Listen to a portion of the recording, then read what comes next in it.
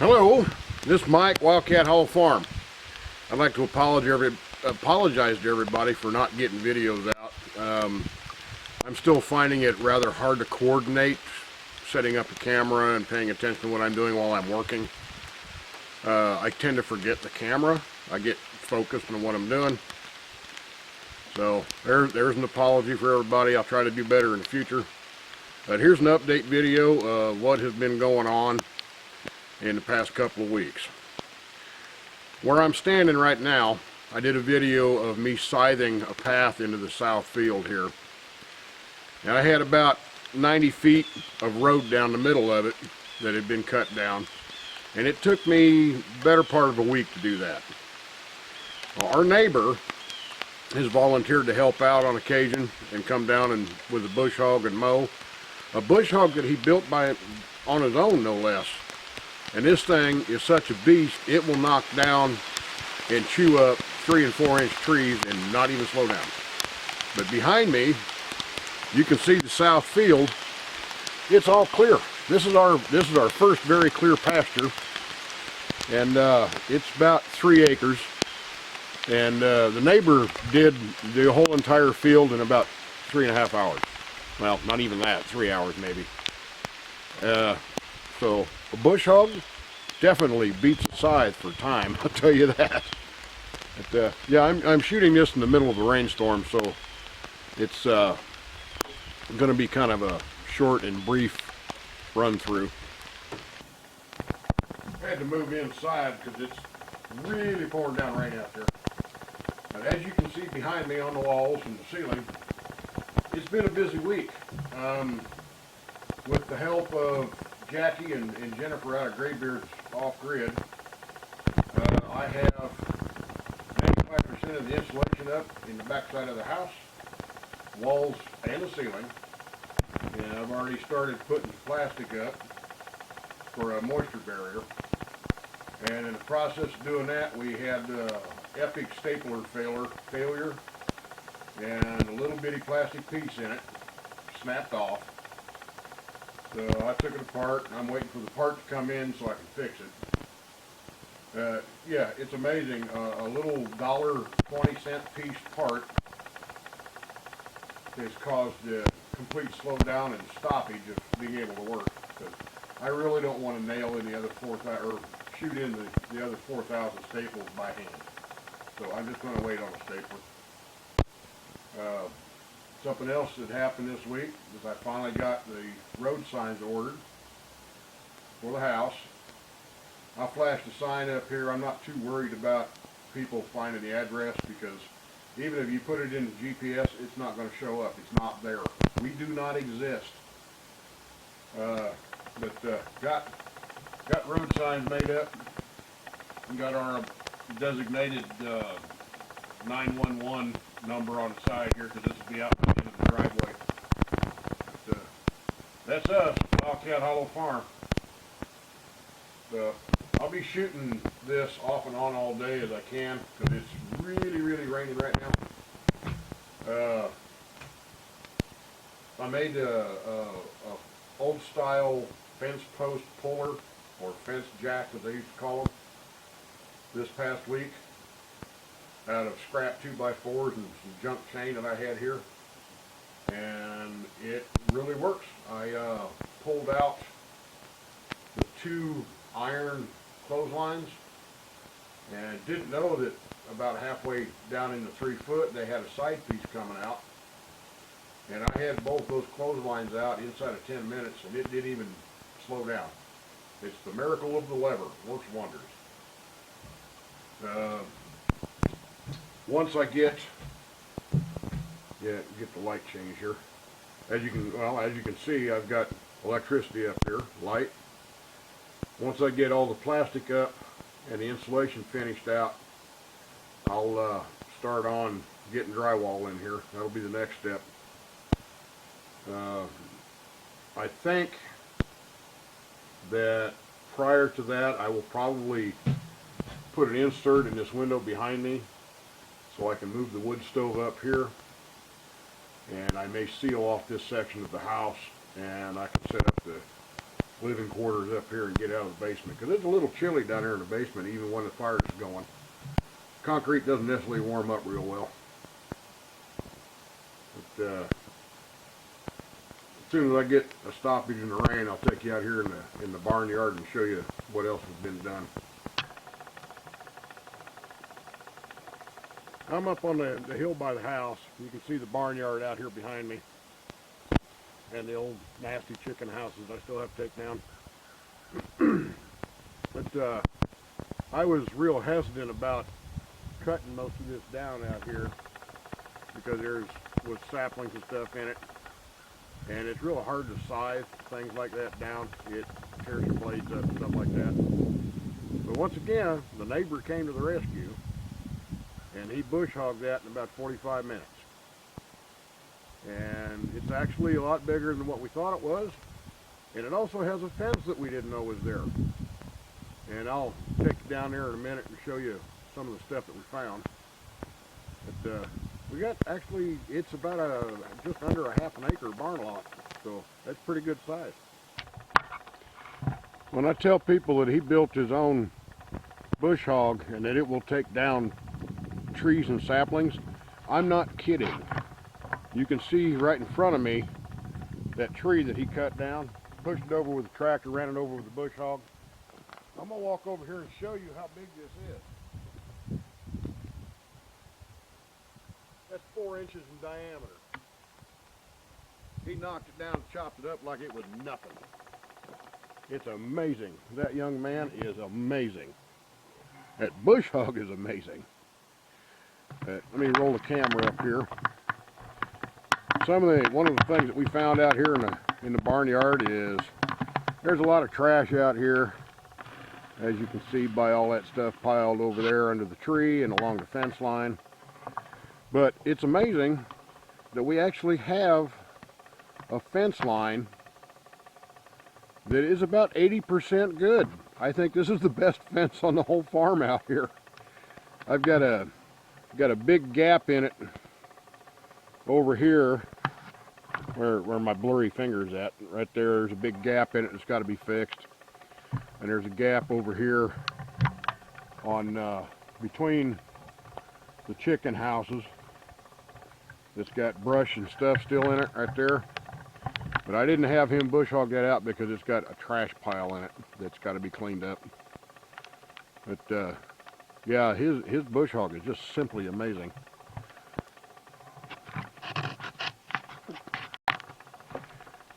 Right directly in front of the camera is a little grove of persimmon trees that are dead, that have to come down.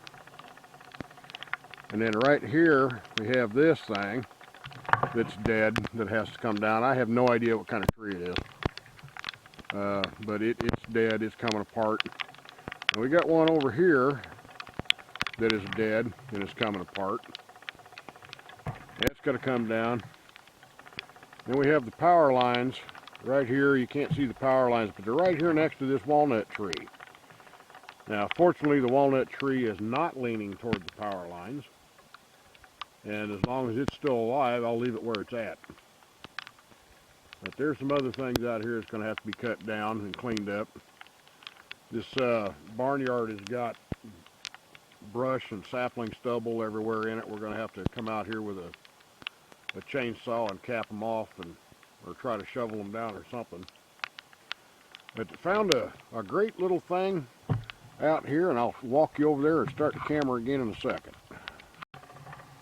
Now, those people who know their berry bushes will know that blackberries are a lot more common than raspberries. This is blackberry. This is raspberry. And I don't know if the people that had this before did it intentionally or not, but this fence line right here, the whole entire fence line has raspberries all the way along it. So we're going to attempt to cut them back and culture them, because my lovely little Petra loves raspberries. Now, she likes blackberries too, but she loves raspberries. And there's no shortage of blackberries out here on the farm. I've seen them everywhere. But this is the first big patch of raspberries I've seen, and we're going to keep it.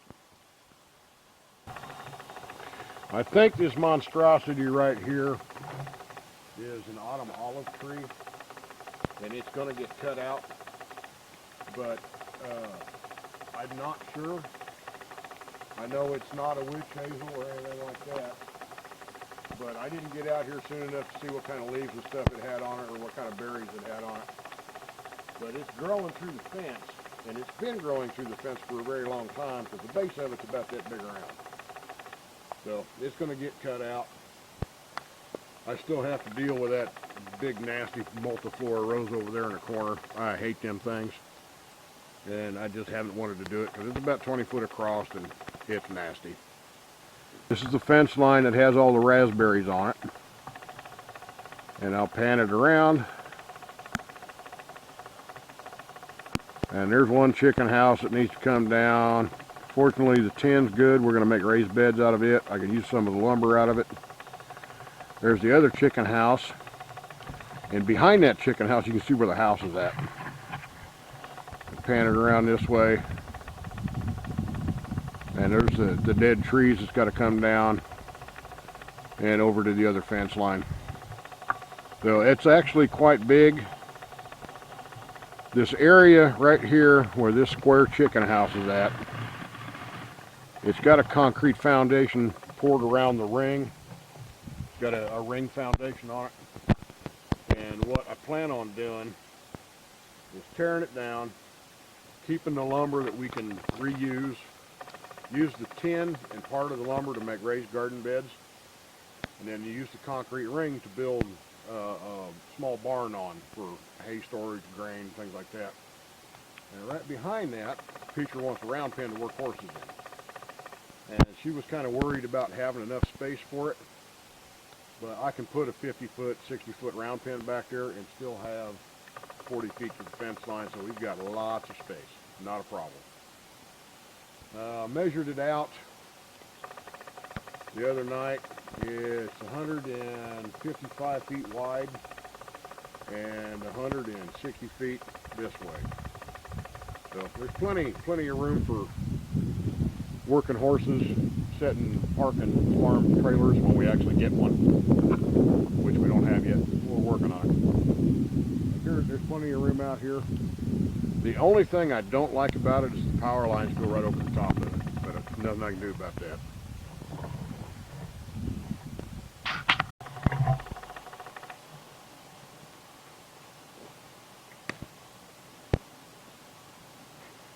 Yesterday, I spent most of the day filling 5-gallon buckets up with gravel from down here on the south end, bringing it up here into Dodge, dumping them out to fill this in. This used to be where the old base for the well house was at. Joey at My Slice of Heaven Outdoors came down one day with sledgehammers, and we spent the better part of 4 hours breaking a ring out and getting the well pipe free. And then yesterday, my young neighbor with his tractor came down here and used the fork to lift it up, and we threw it back over there, so all the nasty concrete's back over there. But, there's 25-gallon buckets of gravel here. That's about 100 pounds a bucket. So there's 2,000 pounds of gravel here, and it's not done yet. I've got to wait for the rain to go through and settle all this down and get it packed in.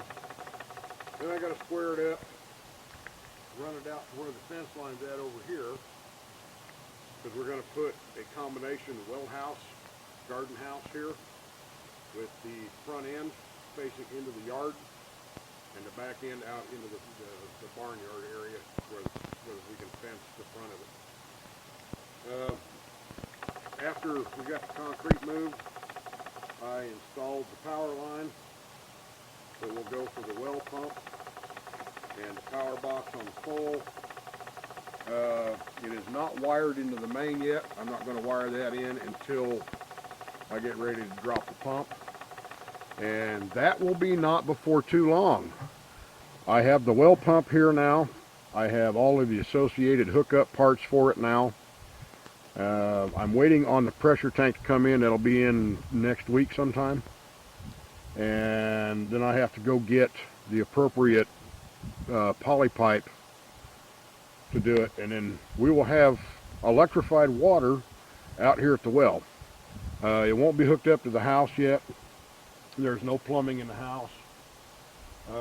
I'm waiting on a contractor friend to come down here and drill an 1.25 inch hole through the concrete, because I don't have the equipment to do it. Once we get that done, I can run the exterior pipe into the house and hook up the PEX manifold and run a short pipe, and we can put a spigot inside and actually get water in the house, even if we don't have anything else done yet. But the hole that's already there where they ran it in before is only a 1/2 inch, because they ran a 1/2 inch PVC into the house, which didn't make any sense at all. If you watch some of my previous videos, you'll hear me rant about it. But we're getting a lot closer to actually having running water out here. Haven't had the sewer pipe dug up yet. That's a matter of money. I mean, well stuff's not cheap. The well pump was just a bit over $400. The pressure tank was a bit over $200. The associated connecting parts and things aren't cheap. Stainless steel fittings for the poly pipe were about 20 bucks a piece. So it's going, and that's like I tell Petra, the only way to eat an elephant is one bite at a time. And that's what we're doing, one bite at a time, and we're getting it done. It's a nasty, nasty day out here. I think I'm done shooting video. It's taken me 4 hours to shoot this because I got to wait for the rain to quit. But things are progressing, and I'm actually getting my exercise. Got to try picking up a couple of buckets of gravel and move them. It's fun, really. It is. You can come out and help. Trust me. I'll even send you directions. You want to come out here and help me haul gravel with a bucket? I will let you do it. I know it wasn't a real long video. Thank you for watching anyway. We've got a couple of new inhabitants here on the farm. It's the first animal species other than the wild ones. And I'll tag that onto the end here so you can see it. And you got to stick around to watch the cute little duckies play. It's been a pretty rough 8 days, which is why I haven't done video. I've been doing 10 to 12 hours a day, 7 days a week since I got out here. And that's been 155 days at this point. I'm getting a little tired. So I'm going to have to slow down my process a bit. And I'll slow down in 23 days. Because in 23 days, I get to hug my wife again.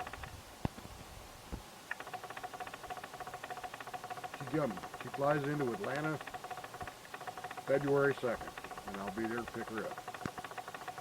So, it's going to be a real good day.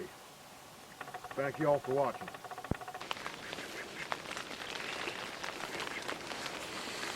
This is gebraten and geroasted. This is the 2 new inhabitants of the farm here. They are mallards, or mallard ruin cross, we're not sure. They were gifted to us by Jackie and Jennifer Blurton at Graybeard's homestead, or Graybeard's off-grid homestead. I think I got that right. This is morning number 3, and they're actually still alive, and they're happy little duckies.